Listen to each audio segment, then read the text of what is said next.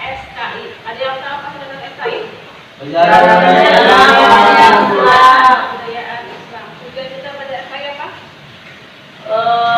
untuk mengetahui pengetahuan yang sebelumnya. Untuk membahas atau mengetahui tentang sejarah atau peristiwa yang terjadi pada masa sejak Nabi Muhammad dilahirkan hingga sekarang. Agar apa? Agar kita yang menjadi umatnya mengetahui sejarahnya Bu. dan mengambil suri tauladan dari. Oke, sebelum mulai ibu mau ngabsen dulu ya. Itu Eva Muhyad, Halo. Ahmad Rifai Risnandi, Hadir. Jadi Aroji, Hadir Bu. Aris, Hadir Bu. Ahmad Maulana Nur, Hadir. Abdul Malik, Ibu. izin ya. Ya. Siti Mahyuda Mahmud, Arif Firtana, Hadir Bu. Iis, Hakim, Kartini. Ada ketentuan di sini? Ada Bu, ada Bu. Kalau Siti doa. Kita Bu. Ah. Pokoknya tahun hanya dia nasional sebagai Fatihah teknologi tidak. Kelas. Masyaallah Ustazah. Assalamualaikum warahmatullahi wabarakatuh.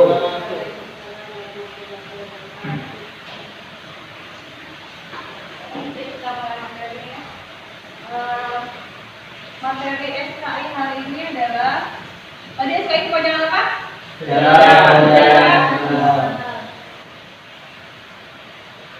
Kebudayaan. Islam. Jadi tadi belum dibahas.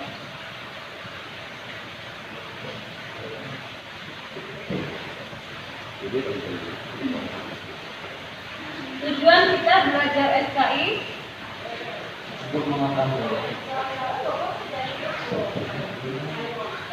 apa tadi? Jadi untuk mengetahui Bu sejarah Islam. untuk Mengetahui mengetahui sejarah atau peristiwa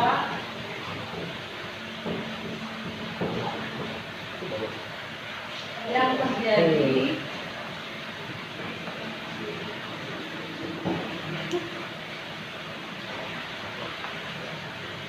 pada masa sejak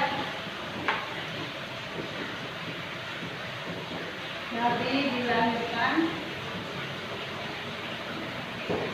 sampai sekarang.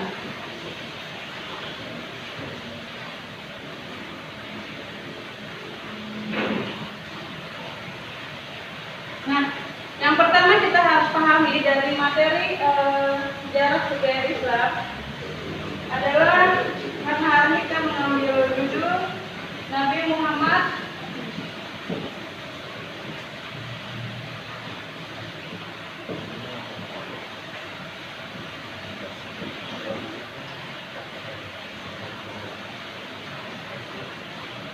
Sallallahu Alaihi Wasallam sebagai Ramadan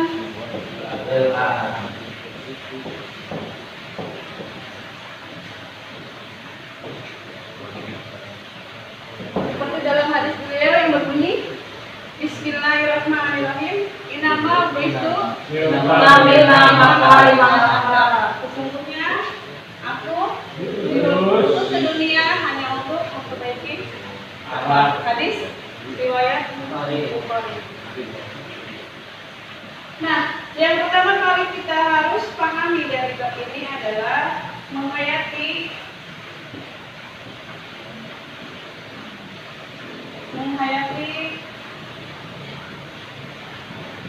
misi Nabi Muhammad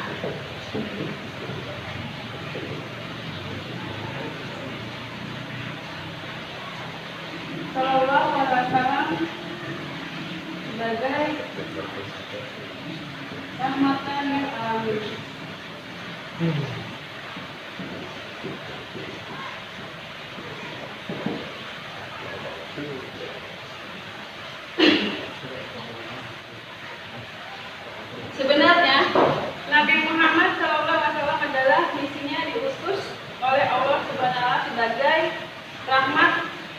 petunjuk sebagian bagi alam semesta ini, sehingga kita bisa memahami perjalanan Nabi Muhammad dalam memperjuangkan Islam, yang artinya sama saja kita sedang belajar bagaimana caranya kita menjadi rahmat bagi seluruh alam. Artinya bagaimana kita juga menjadi manfaat untuk orang lain, karena sesungguhnya manusia yang bermanfaat adalah manusia yang bermanfaat adalah manusia yang bermanfaat. Selanjutnya, seperti kita ketahui, Nabi Muhammad dalam mendirikan dakwah atau bersyair itu pengorbanannya luar biasa. Beliau sampai harus turun gunung, naik gunung,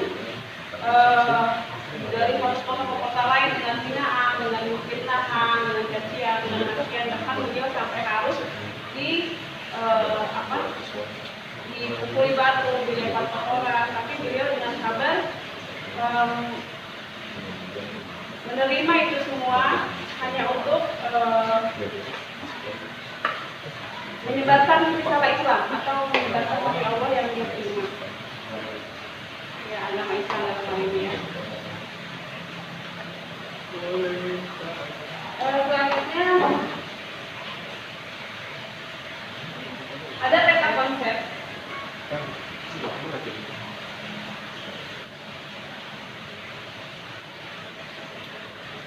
Sudah tulis ya? Tulis? Ya.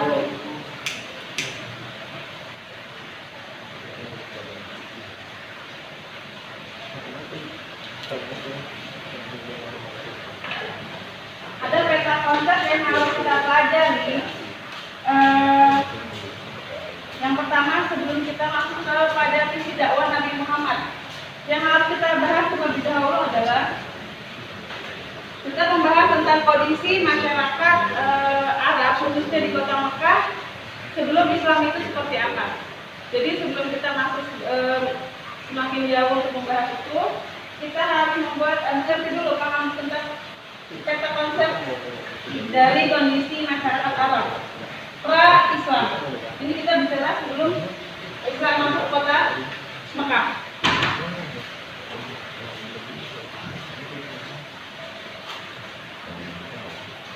Kondisi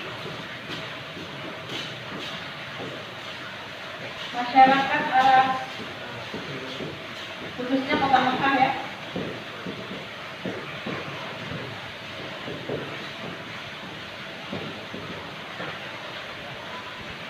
Sebelum Islam. Bagaimana kondisinya?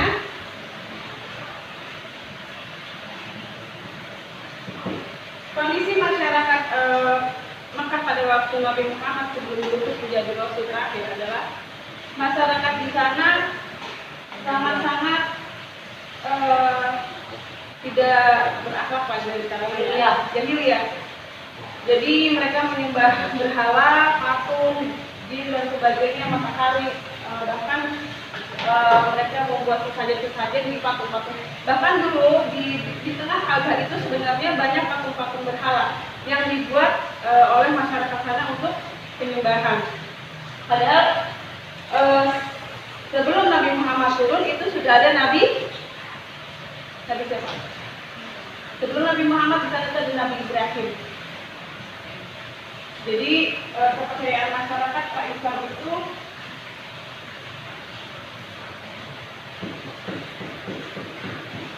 kepercayaan masyarakat Arab pra-Islam atau sebelum Islam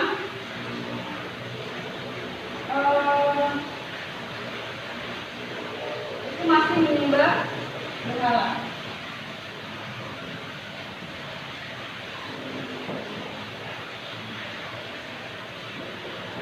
Padahal sebelumnya sudah ada Nabi Ibrahim alaihissalam yang diperintahkan oleh Allah untuk mensiarkan agama Islam juga di kota Mekah. Kemudian ada putranya Nabi Ibrahim siapa? Nabi Ismail alaihissalam yang juga sama untuk menyiarkan agama Islam, tapi rupanya kemudian kepercayaan ini ditinggalkan oleh masyarakat Mekah. Dan kedua adalah kondisi sosial masyarakat Mekah pra-Islam.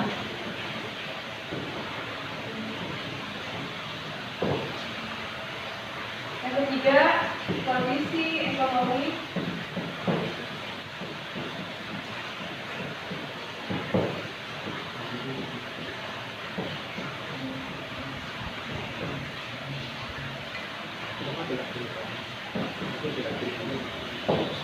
dan yang keempat, kondisi politik.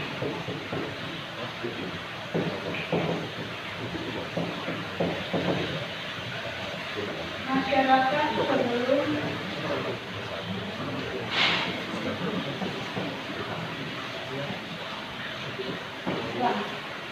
Nah, kepercayaan masyarakat Islam pada waktu itu, seperti ada yang sudah disebutkan, adalah mereka menyembah berhala dan batu-batuan. Tapi sebelum itu, justru mereka adalah masyarakat penyembah yang menyembah atau mengenal ilmu tauhid. Ada yang tahu ada yang tahu ilmu tauhid apa artinya? Ya. Padahal sebelum Nabi Muhammad itu ke kota Mekah, Nabi Ibrahim sudah mengajarkan itu. Tapi kemudian karena ajaran itu rupanya ditinggalkan oleh kemudian Nabi Ibrahim dan Nabi Ismail meninggal, kemudian agama itu mereka tinggalkan, berkembang lagi menjadi jahiliyah. Ada yang tahu tidak kalau dulu itu kita sholat sebenarnya bukan menghadap kiblat? Jadi dulu itu kita diperintahkan untuk menghadap ke Baitul Maqdis. Ada yang tahu? Palestina sekali. Setelah selama beberapa lama kemudian Tuhan memerintahkan kepada Nabi Ibrahim untuk menggeser ke arah kiblat, ke arah Ka'bah. Jadilah sampai sekarang ini kita kalau sholat jadi menghadap Ka'bah. Selanjutnya yaitu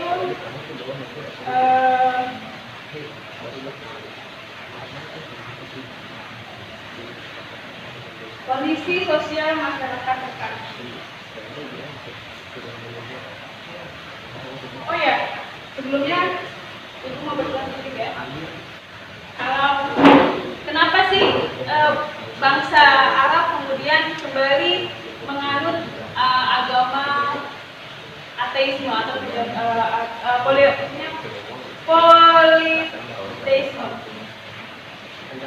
Ada tahu? Kemudian menjadi penganut agama banyak kepercayaan, kemudian meninggalkan ajaran agama Nabi Ibrahim dan Nabi Ismail. Ada yang tahu jawabannya?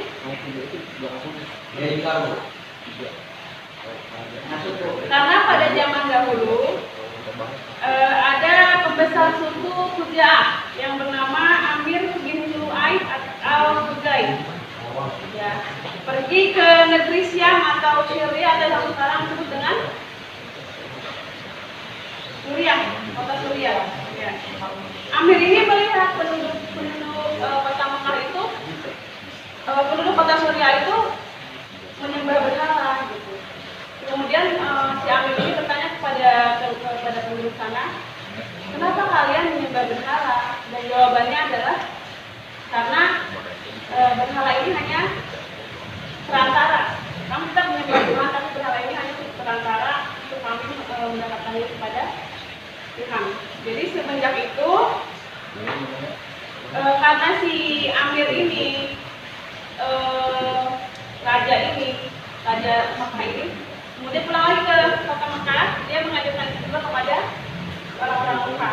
Jadi di Mekah pun akhirnya kembali menyembah berhala dengan keyakinan mereka bahwa berhala itu adalah perantara atau alat untuk berdoa menuju Tuhannya. Ada dulu di zaman Nabi Ibrahim seorang raja yang menanyakan juga menyembah berhala. Ada tahu lagi siapa? Ini kayu. Nah, tahu? Lupa. Raja yang Raja Namrud. Coba suara yang benar. Coba makan ya. Suaranya ada di pinggir dikit.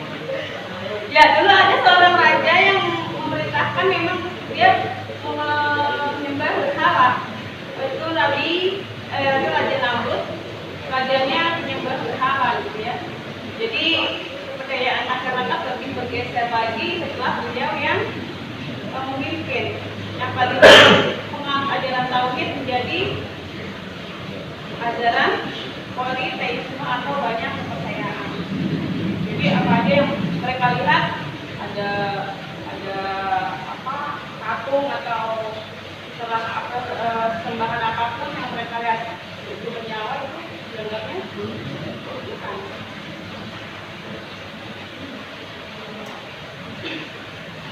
Ada pertanyaan di sini?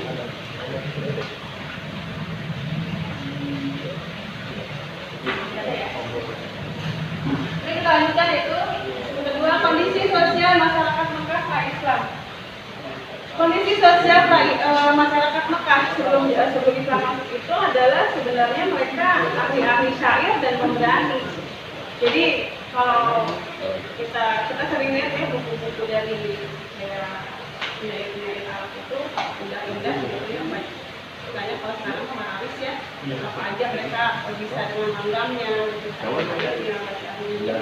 dan orang-orang itu kalau membuat syair itu sangat pintar sekali gitu. Mereka juga memberani dan rela menjunjung tinggi martabat dan harga diri keturunannya. Jadi pada masa itu kalau memang mereka berjuang ya berjuang benar gitu. Mereka menjunjung tinggi apa yang mereka anggap mengganggu atau mengancam dari martabat keluarga mereka.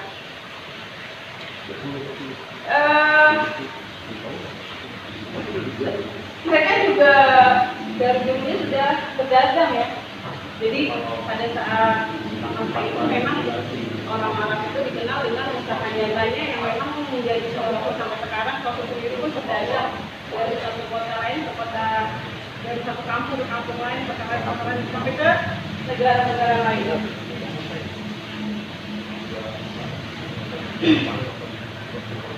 Selanjutnya orang Mekah pada saat itu sampai sekarang mungkinnya juga cerdas dalam menghafal nasab. Mereka bangga kalau sudah bisa menghafal tentang nasab-nasab dari orang-orang Arab sendiri gitu, atau orang Arab dari ini mereka hafal sekali.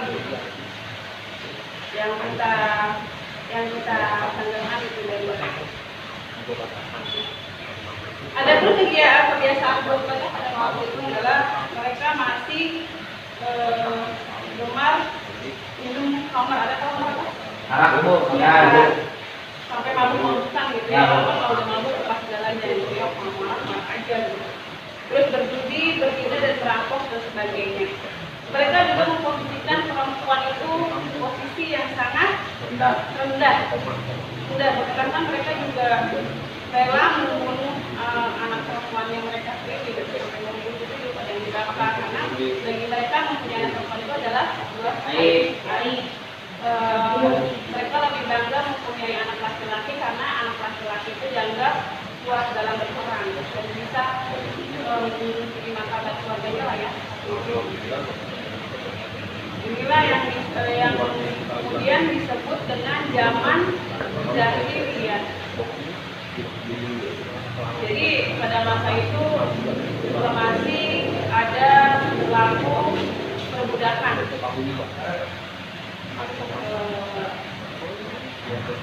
Dari yang mereka yang dianggap budak itu, mereka yang benar-benar seperti dianggap tidak ada gunanya gitu ya.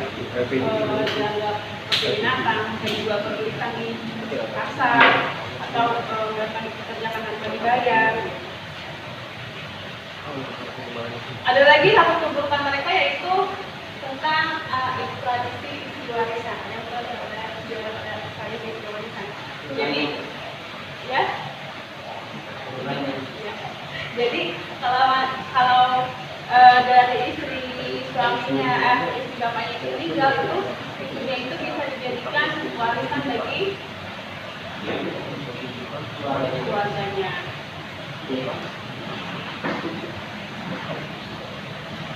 Ada pertanyaan sedikit? Ada Bu.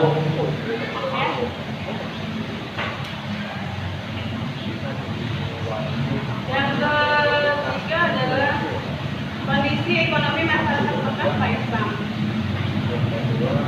Kondisi ekonominya sebelum datangnya Islam itu sebenarnya mereka sudah maju. Seperti tadi yang Ibu bilang, mereka adalah berniaga dan perdagangan.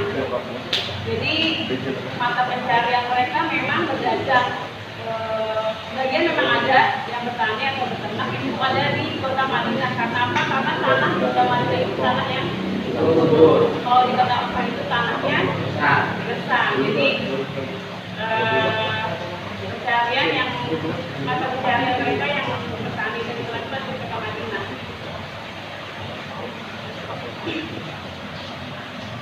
Kalau dalam hal ekonomi waktu itu mereka sudah menjadi tradisi gitu ya.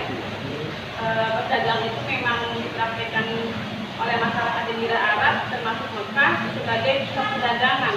Jadi pada masa sebelum Nabi Muhammad ada pun mereka memang sudah kaya raya dari perdagangan. Yang keempat adalah kondisi politik masyarakat sebelum Islam.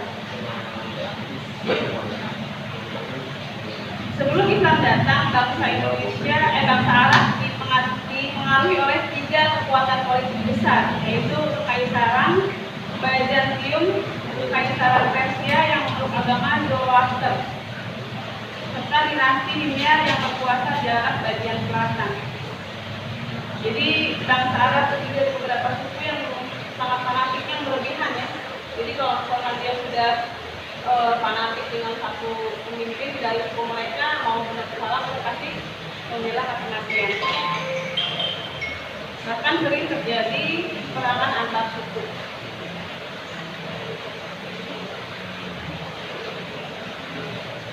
Ada yang mau tanya sampai ini? Ya Bu, insya Allah paham. Ya. Oke. Kalau sudah paham,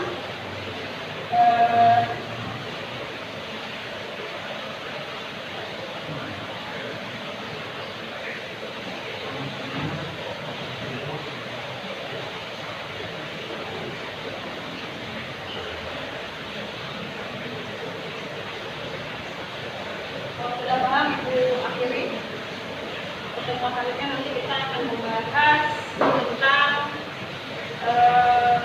menghayati kebenaran risalah Nabi Muhammad SAW dalam berdakwah di kota Mekah. Selanjutnya, mari sama-sama kita berdoa sebelum kita mulai.